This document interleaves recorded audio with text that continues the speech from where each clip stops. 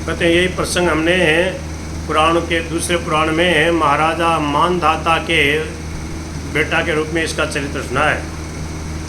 आप कहते हैं कि हरिश्चंद्र के पुत्र रोहित ले गए थे और वहाँ बताया कि महाराज मानधाता सुने से को मोल ले गए थे, और आप कहते हो कि हरिश्चंद्र का बेटा रोहित उसको मोल ले गया था।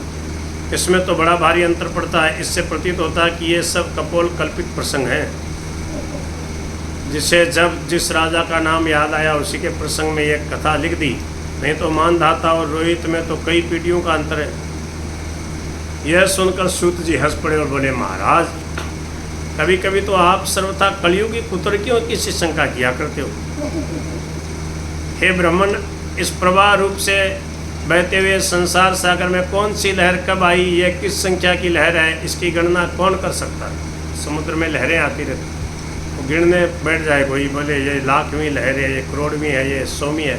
बोले कौन सी लहर कौन सी संख्या की है, क्या गिनती है उसकी। आप तो प्रतिवर्ष कल्पवास करने तीर्थराज प्रयाग में जाते हैं। आपकी ही भांति वहाँ बहुत से ऋषि मुनि प्रतिवर्ष आते हैं। सामान्यतया प्रतिवर्ष मेला एक सा ही होता है। राज्य की ओर से कल्पवासी और अधिकारियों के ठहरने का प्रबंध होता है।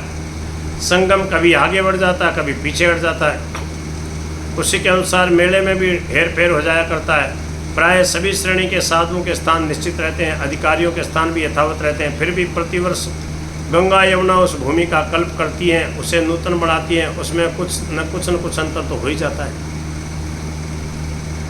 किसी माघ में हमने प्रतिष्ठानपुर के समीप संगम में स्नान किया, किसी वर्ष संगम सोमेश्वर के समीप स्नान किया, संगम सोमेश्वर के समीप पहुंच गया, तीसरे वर्ष आदि माधव जी के समीप और चौथे वर्ष अक्षयवट के मूल में पहुंच गया।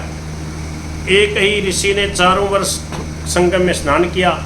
वर्णन करने वाले ने चारों ही स्थानों में ऋषि को स्नान करते देखा। समझ गए। जब उसके ध्यान में जहाँ का दृश्य आ गया वर्णन कर दिया।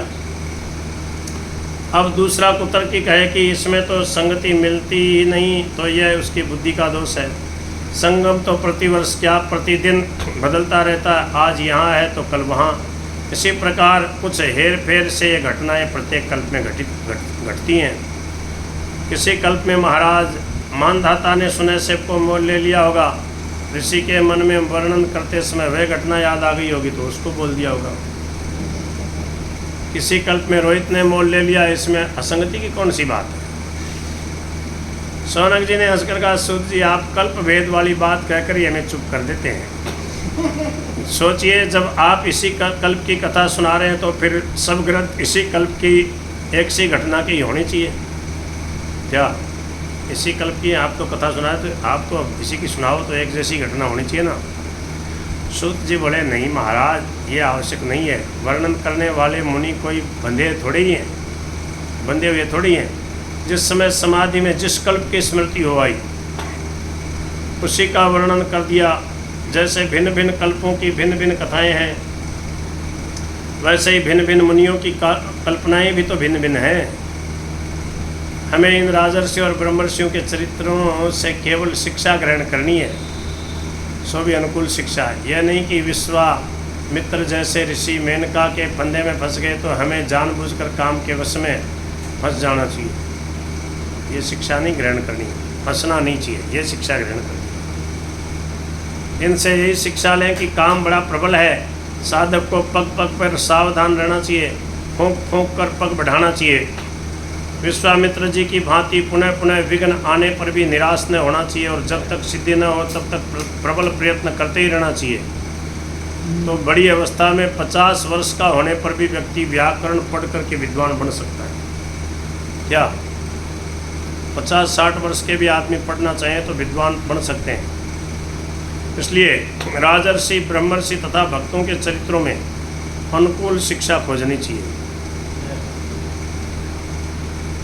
और भगवान के चरित्रों को उनकी क्रीड़ा समझकर बिना तर्क के सुनकर प्रमुदित होना चाहिए। शौनक जी ने कहा, हाँ सूत जी, आपका कथन सत्य है। अब आप आगे की मुख्य कथा सुनाएं। यह सुनकर सूत जी बोले, आगे की मुख्य कथा कौन सी महाराज।